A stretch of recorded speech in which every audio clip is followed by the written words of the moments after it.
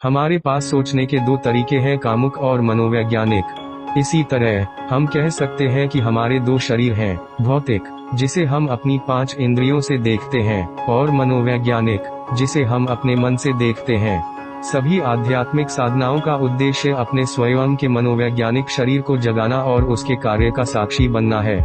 महाभारत एक महान ग्रंथ है और इसकी गहराई में जाने और इसके रहस्य को समझने के लिए हमें अलग तरह से सोचने में सक्षम होना चाहिए।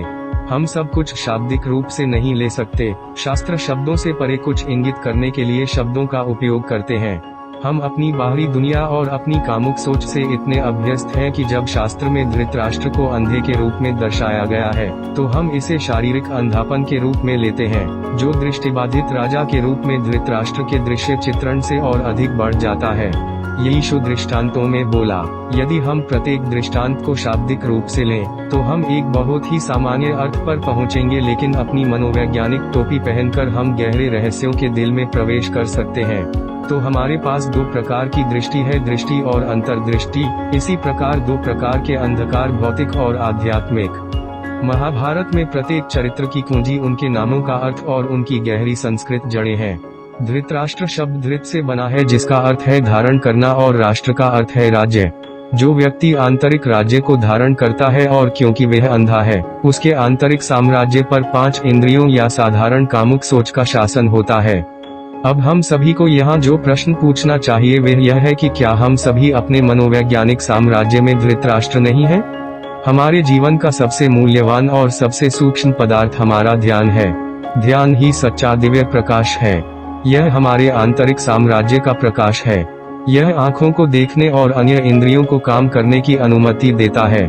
ध्यान बाहर और अंदर दोनों जगह जा सकता है और आकर्षण और प्रतिकर्षण के नियम द्वारा नियंत्रित होता है। इस कानून की बेड़ियों से ध्यान को मुक्त करना ही हमारी आध्यात्मिक यात्रा का सार है।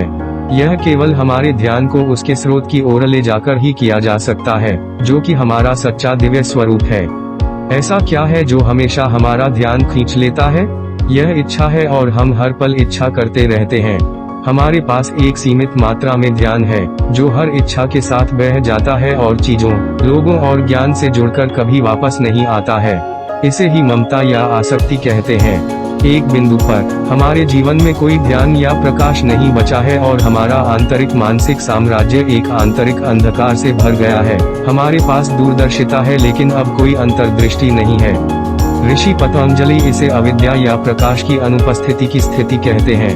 हम अब आंतरिक रूप से अंधे हैं और हमारी स्थिति धृतराष्ट्र की है, जिसके 100 पुत्र हैं। जब हम अपना ध्यान अंदर ले जाने की कोशिश करते हैं तो हमें असंख्य प्रवृत्तियां मिलती हैं जो इसे फिर से खींचती हैं। ऐसी 100 प्रवृत्तियां हैं और ये हैं धृतराष्ट्र के पुत्र। सबसे प्रमुख हैं दुर्योधन और दुशासन, जिनकी चर्चा हम लेखों में करेंगे। फिर से, आंतरिक अंधेपन से हमारा क्या तात्पर्य है? इसका अर्थ है कि हम अपनी स्वयं की मानसिक प्रकृति के कार्य को देख या देख नहीं सकते हैं। क्या हम अपने भीतर के दुष्टात्माओं जैसे घमंड और अहंकार को देख सकते हैं? क्या हम देखते हैं कि कैसे हम हमेशा लोगों के सामने प्रोजेक्ट कर रहे हैं, मैं कितना अच्छा लड़का हूँ? क्या हम हर समय मैं सही हूँ की आंतरिक इच्छा के प्रति जागृत हैं? क्या हम उन चोटों के प्रति अंधे हैं जो हम दूसरों के खिलाफ रखते हैं? और हम हमेशा कैसे खाते हैं कि हमने किसी के लिए क्या किया और किसी ने मेरे साथ कैसा व्यवहार किया? दूसरे हमारे बारे में जो कहते हैं, उससे हम कितने हिंसक रूप से आहत और प्रभावित होते हैं, और हम कितने बेचैन हो जाते हैं? जब हम गुस्से में होते हैं तो हम सम्मोहन की पूरी अवस्था में कैसे होते हैं? कैसे हम दूसरों को आंकना और दोष देना जारी रखते हैं, और हमारे जीवन में होने वाली हर चीज की जिम्मेदारी नहीं ले सकते? हम बदला कितना प्यारा पाते हैं, और कैसे हम बदला लेने के विचारों को पालते हैं लेकिन बाहर सदाचार दिखाते हैं। जब कोई हमारा अपमान करता है तो हम कैसे प्रतिक्रिया करते हैं?